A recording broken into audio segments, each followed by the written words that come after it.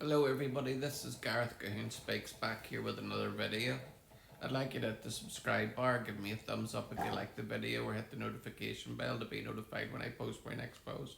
Or otherwise you can donate to my ministry and the charities that I support at garethcahoon3@gmail.com on PayPal.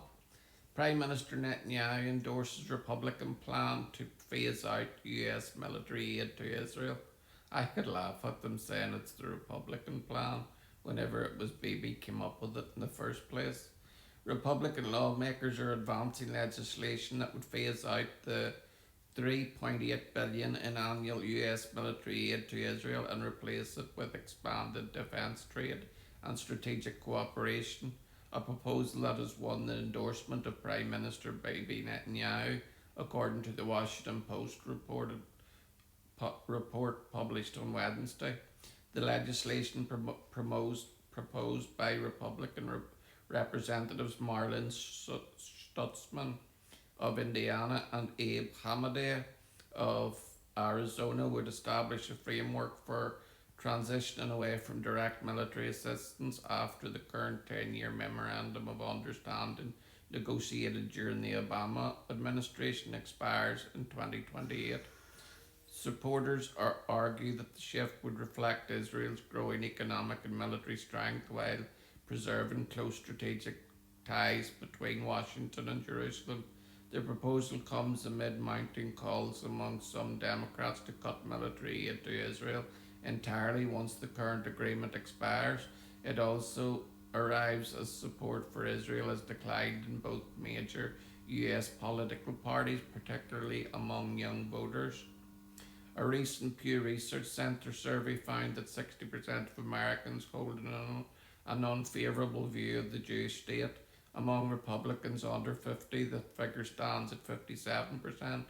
Against the backdrop, US taxpayer funded assistance to Israel has become an increasingly contentious political issue, prompting lawmakers in both Washington and Jerusalem to explore alternative frameworks for the bilateral relationship. According to the Washington Post, when Stutzman presented the proposal to Netanyahu during a recent visit to Jerusalem, the Prime Minister responded by saying, "I like it. This is the direction I've been wanting to go for a long time. We want to stand on our own 2 feet."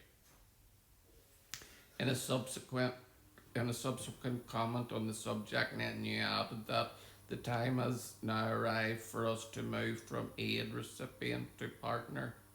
The proposal has also received a warm endorsement from US Ambassador to Israel, Mike Huckabee. However, the legislation is not without its critics.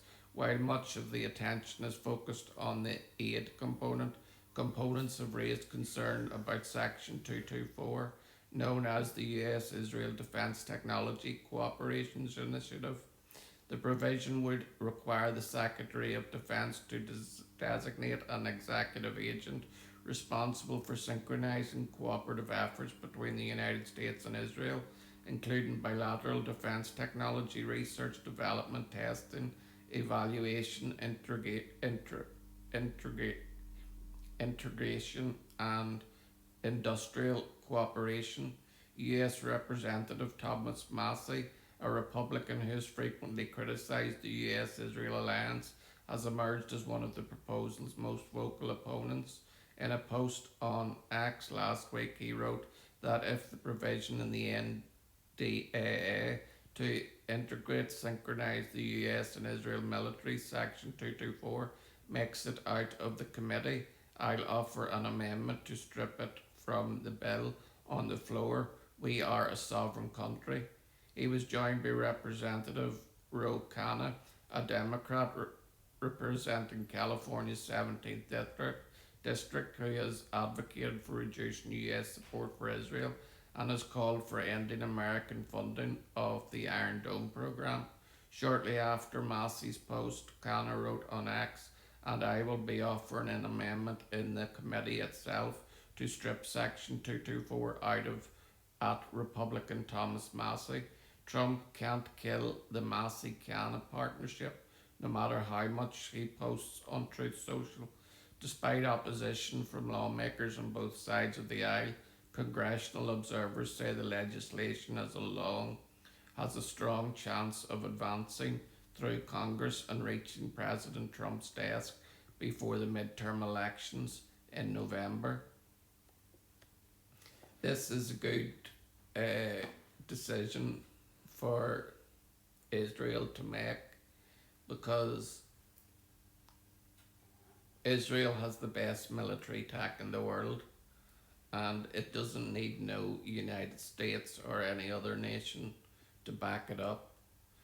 Israel has had some of the biggest defense exports to Germany in this last couple of years, and Israel would be better off not having its hands tied by the United States every time it wants to go on a mission to combat the proxies that are on their border.